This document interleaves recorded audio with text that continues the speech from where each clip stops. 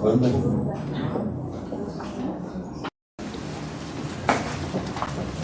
Vocês ainda são capazes de ouvir alguma coisa?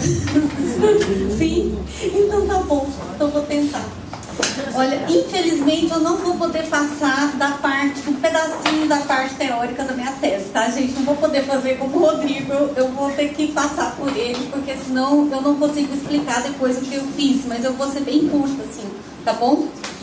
E também, assim, o que eu vou apresentar está dentro da minha tese, mas eu não vou apresentar minha tese inteira, não dá tempo de fazer isso em 20 minutos, então eu peguei um pedaço, tá?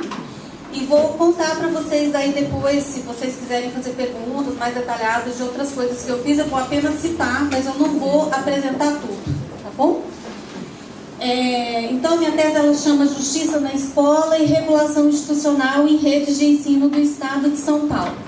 E são redes municipais, tá? Então, eu vou primeiramente apresentar o que é o conceito de justiça na escola, senão não dá para entender por que eu fiz essas escolhas que eu fiz. Tá bom?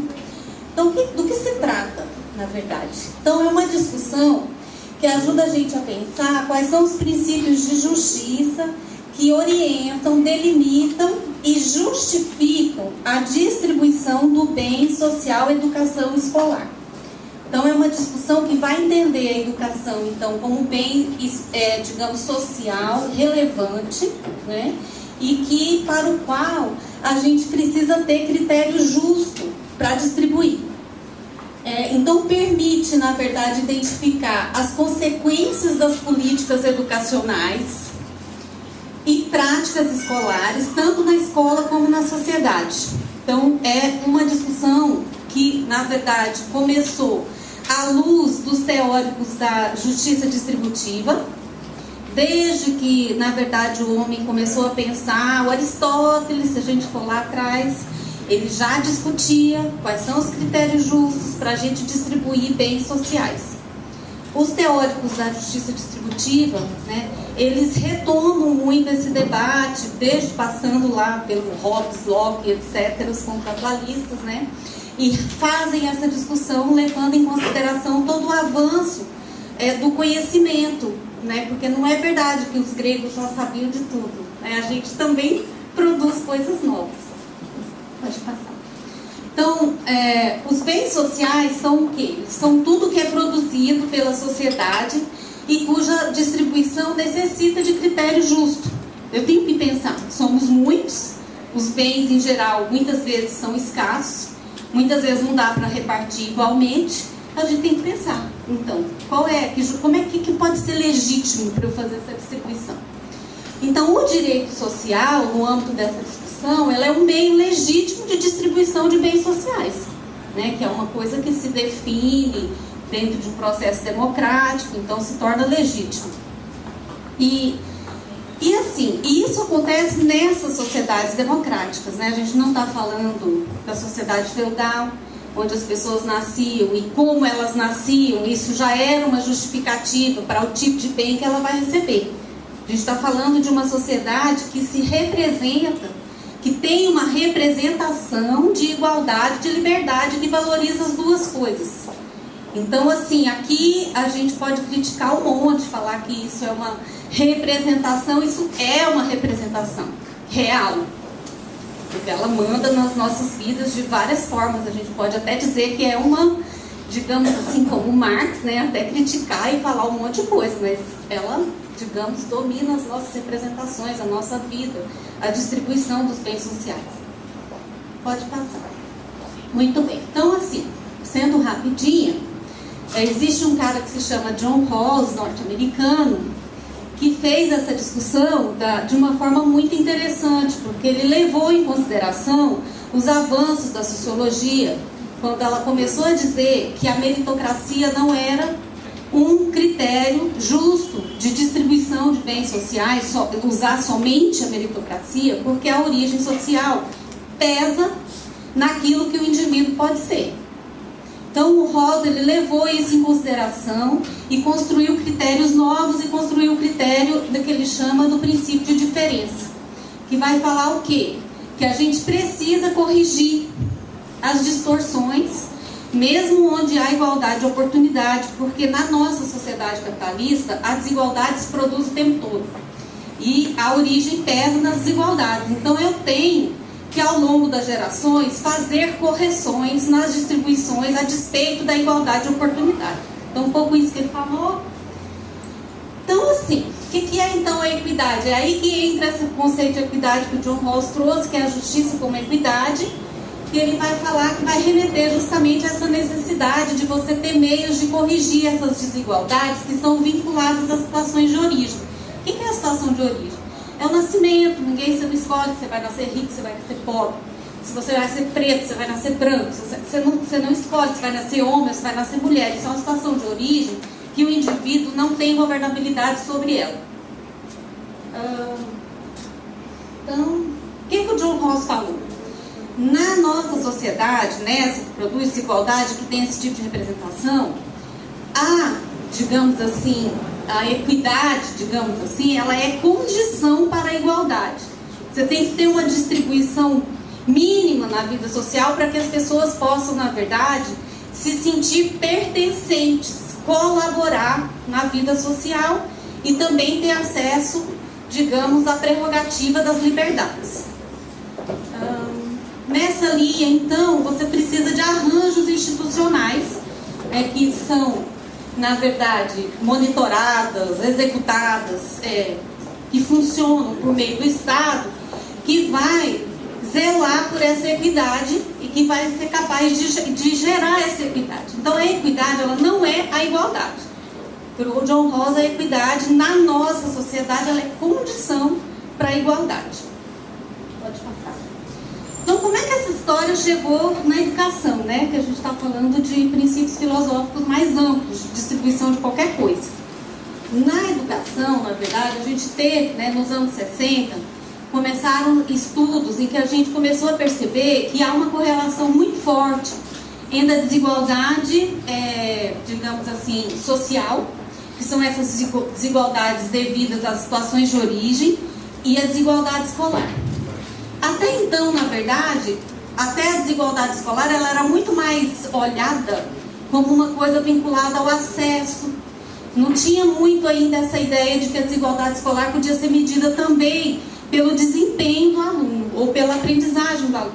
Foi aí também que essa questão começou a ser trabalhada. Então, pode passar, porque vai pular um pouco. O fato é que o que a gente começou, que as pesquisas e até o avanço da estatística começou a mostrar, é que a trajetória escolar, ela está correlacionada com a desigualdade social, que a desigualdade escolar, ela afeta e é afetada pela desigualdade social, tudo isso mostrado por várias pesquisas que muitas vezes, até hoje, elas não são refutadas, né? São pesquisas que são meio que permanentes, seus resultados. Então, fez sentido você fazer uso das ideias das teorias da justiça distributiva para pensar a distribuição do bem social e educação escolar, porque ela é um bem que define posições sociais, né, e que afeta, então, a distribuição de outros recursos, inclusive. Né? Se eu estudo na USP, com certeza eu vou ter acesso, com o meu currículo, talvez, a um emprego X. Né? E se eu estudo na Faculdade Sumaré, talvez a outra. Então, não sei. Então, são coisas que, na verdade, a educação, ela tem muito peso. E até o Karnoy fez uma pesquisa recente, acho que no Brasil, onde ele vai falar que nas sociedades em desenvolvimento isso é ainda mais forte. Então, em sociedades como as nossas, né? Bom, então eu vou pegar, na minha tese, dois autores que assim, o Dubé, ele se declara rawlsiano, ele diz que as ideias dele para pensar a educação são rawlsianas, né? E o Kraek não declara, mas que eu acho que na minha interpretação faz muito parecido. Então, assim, o que eu vou juntar? Eu juntei as ideias deles para ser meio rápidas, porque eu acho realmente que tem uma proximidade muito grande, né? As duas propostas. Então, assim, as sociedades democráticas capitalistas, elas vivem essa contradição de valorizar a liberdade e a igualdade e, ao mesmo tempo, produzir permanentemente a desigualdade. A meritocracia, nesse tipo de sociedade, isso aqui é uma fala muito do B, é responsável por articular a igualdade e a hierarquia de posições sociais, né? Evitando o retorno à noção de castas, porque se eu não fizer uso da meritocracia, o que eu vou dizer? Eu vou dizer então que o esforço do indivíduo não pesa nada. Então o que pesa? A sua situação de origem. Se eu disser que o que pesa e determina a posição social do indivíduo é a situação de origem, então é casta. Então é um pouco essa contradição que a gente vivencia e que vem para dentro da escola também. A desigualdade escolar, ela afeta a trajetória das crianças e a sua dignidade. Então não é só uma questão, digamos assim, da posição que ele vai galgar, mas é da sua dignidade também, e que isso tem a ver com a noção de igualdade. Ela impacta a configuração da desigualdade social, 10 minutos, e ela é direito obrigatório subjetivo. Então, se há correlação entre desigualdade social e desigualdade escolar, não é justo na educação básica, que ela é obrigatória, tá? A distribuição do bem social e educação escolar, que ela seja pautada em princípios de justiça meritocrática. Seria uma contradição absurda. É uma contradição absurda. É como você obrigar, porque eu não posso escolher se eu vou para a educação básica ou não. Então, a origem pesa, é obrigado, eu não posso escolher. E quando eu chego lá dentro, eu vou ser avaliado pelo meu esforço. Eu não vai ser reconhecido que a situação de origem pesa. Então, isso é uma contradição absurda. Então, é isso que esses autores vão colocar. Pode passar.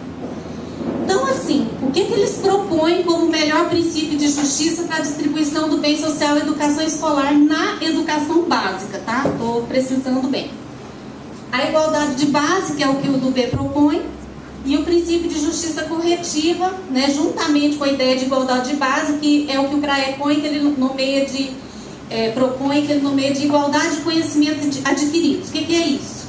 É que, na verdade, todas as crianças têm, necessariamente, na educação básica, que galgar um nível X de aprendizagem que expressa aquilo que a sociedade definiu que ela tem que aprender. Então, isso é que é a justiça do Dubé e para o CRAE na educação básica. Isso é que seria a equidade. Isso pressupõe necessariamente você romper, né, desafiar, digamos, as amarras da questão da origem social que pesa sobre a questão do desempenho das crianças. Então é nessa contradição aí que a gente está, né? Aqui é o princípio de justiça. A realidade é uma coisa muito difícil. Na verdade, ser justo, ter uma escola justa, pressupõe lidar com essa dificuldade. Por isso que é difícil. Então, assim, pode passar? Pode passar. Então, assim, o que eu fui fazer? Eu fui ver no estado de São Paulo quais eram as redes de ensino fundamental 1 que eu pudesse chamar de redes mais justas. Porque o Dubé ele vai dizer, olha, eu só posso falar de redes ou escolas mais justas. É praticamente um ideal impossível falar que justa, dizer que a escola vai romper totalmente com a correlação que existe entre desigualdade social. Entretanto, é possível isso, e ele mostra isso com vários dados que ele trabalha, fazendo comparação entre países, né? Então, o que eu fiz? Eu fiz o seguinte, eu fui trabalhar com os microdados de 2007. Quando eu comecei a trabalhar em 2009, não tinha saído ainda, que eu defendia minha tese diferente do Rodrigo, já tem mais de um ano. Então, eu fui tentar ver como é que essas redes cumprem, então, esse critério de justiça, que é a igualdade de base. Tá?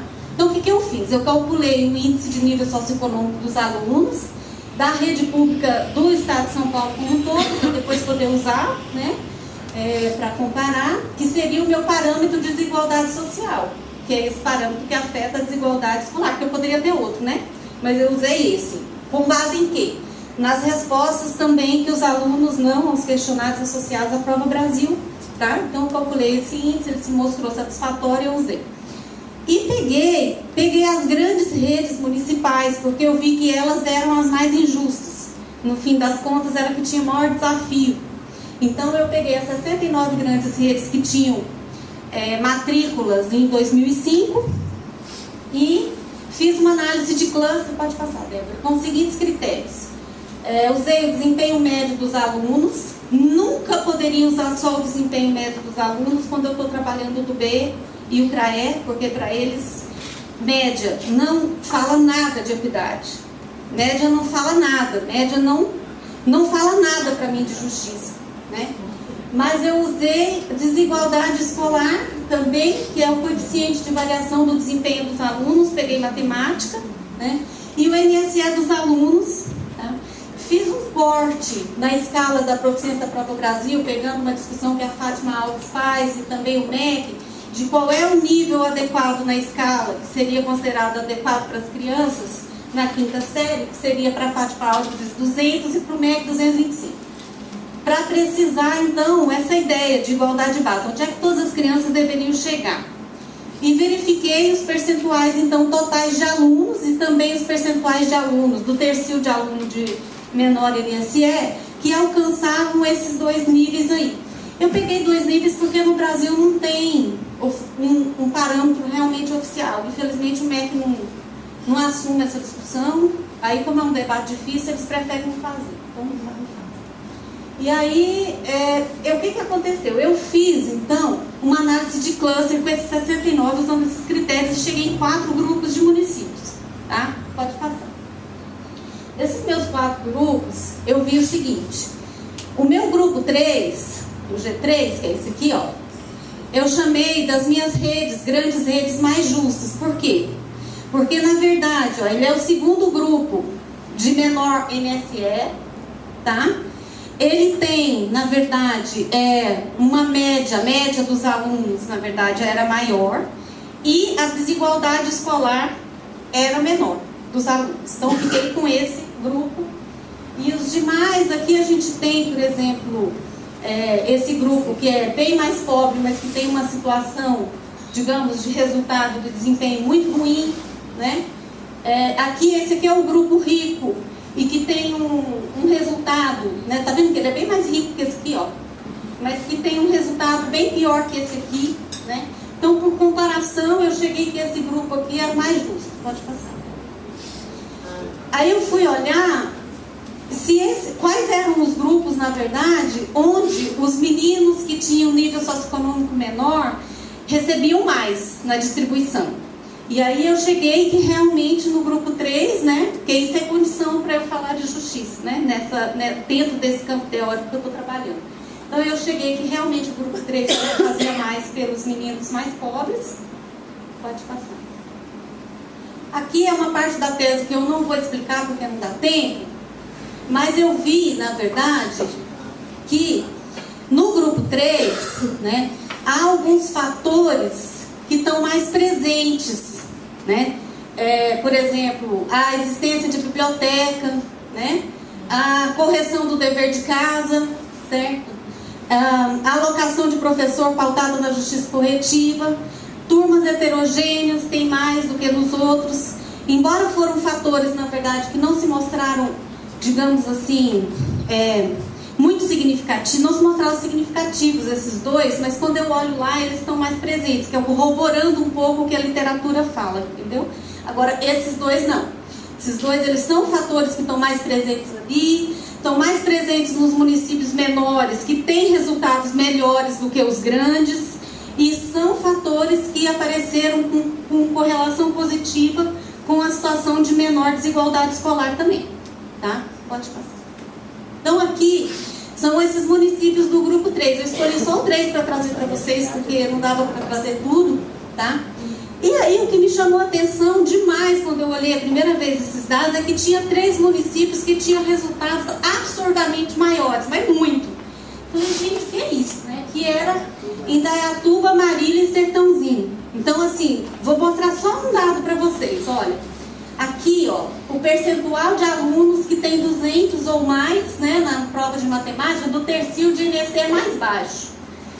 Então, olha, quando, na verdade, os outros municípios do grupo 3, que já é bem melhor do que os outros, bem melhor do que os outros, quando os outros, eles estão na casa de 40, 50, esses 3, eles estão na casa de 60, 65. Então, em tudo que você olha olha nesses municípios, eles estão...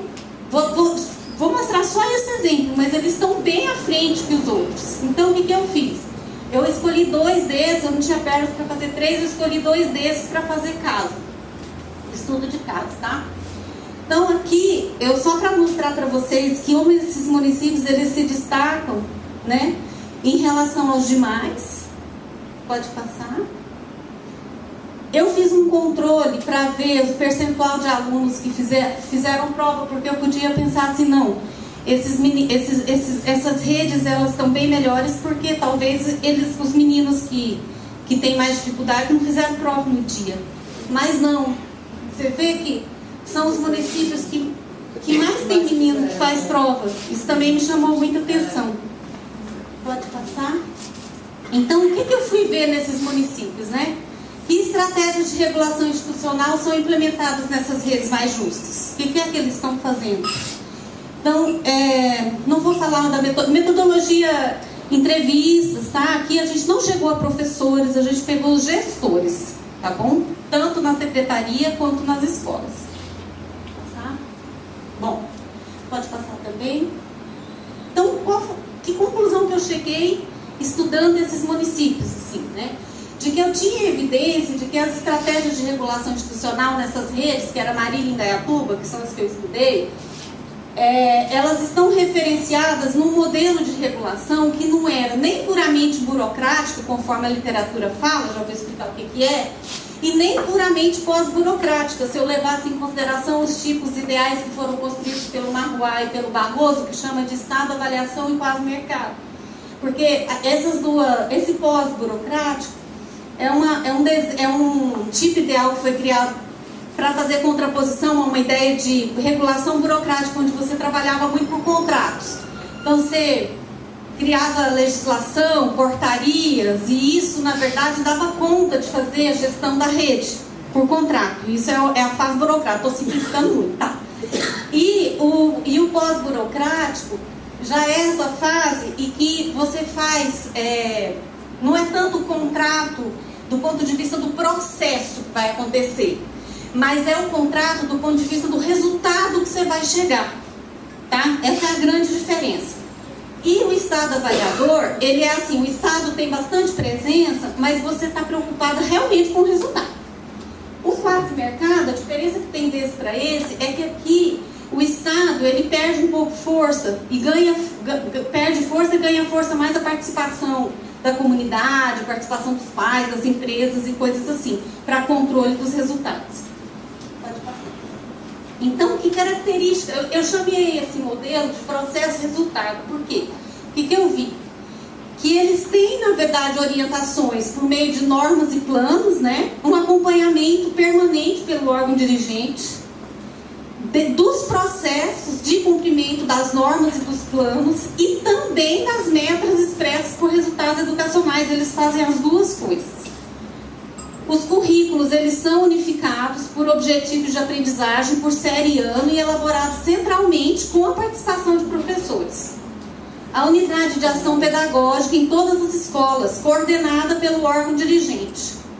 A distribuição de recursos, coordenada pelo órgão dirigente.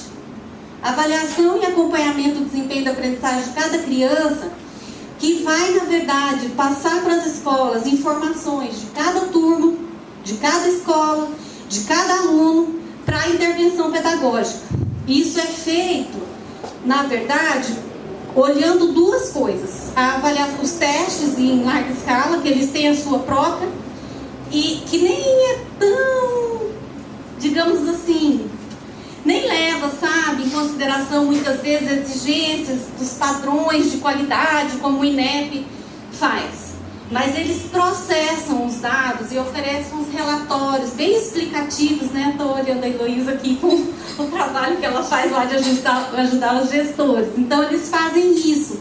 Então, a escola vai receber o relatório e ela vai saber quais são os itens que na turma E as crianças acertaram e quais elas erraram. Porque aí eles vão fazer uma discussão na reunião pedagógica para saber o que é que eles vão fazer como intervenção pedagógica junto com o professor. E eles têm uma outra coisa que é o acompanhamento por um monte de ficha. fichas, eles acompanham os alunos com um monte de instrumento. É até cansativo de ver, na verdade. Vínculo preponderante das intencionalidades e desenhos das políticas com o princípio de justiça corretiva. Uma coisa que me impressionou é que essas redes, elas têm alguma clareza sobre o que é equidade. O discurso, sem eu perguntar nada sobre o assunto, o discurso trouxe essa questão. E isso é compatível com a teoria que eu li, porque o que eu li sobre equidade, uma vez que vocês viram que na sociedade capitalista você produz igualdade o tempo todo, não tem equidade sem intervenção. Não tem, larga tudo aí como está, autônomo, que só vai gerar desigualdade. Eu estou falando a palavra autônomo para discutir com o Rodrigo, brigar com ele, porque na verdade, essa pesquisa agora que o PISA faz sobre a questão da autonomia, né, até vi uma entrevista com um cara lá da Finlândia.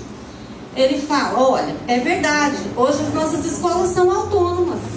Só que hoje todos os nossos professores têm no mínimo mestrado. Os processos são todos consolidados, todo mundo sabe o que fazer. Então elas podem ser autônomas, mas há 30 anos elas não eram autônomas. Então, aí eu acho que tem pano pra manga. Nesses 2 municípios que eu fui, as escolas, elas não tinham essa autonomia de decisão de fazer o que elas queriam. Os processos eram bastante unificados, bastante controlados. Então, acho que é para a gente discutir, né? Então, é um pouco isso. Acho que a pertinência do modelo é uma coisa que precisa ainda fazer novas pesquisas para a gente ver se isso é uma coisa que realmente gera equidade, né? Mas foi isso que eu quis.